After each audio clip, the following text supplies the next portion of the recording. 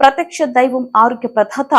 సూర్యనారాయణ స్వామి వారి అనిశెట్టి మండలంలో ఆలయ ప్రధాన అర్చకులు శ్రీ ఇప్పిలి శంకర వర్మ ఆధ్వర్యంలో శ్రీ స్వామివారి దేవస్థానం నందు 8వ తేదీ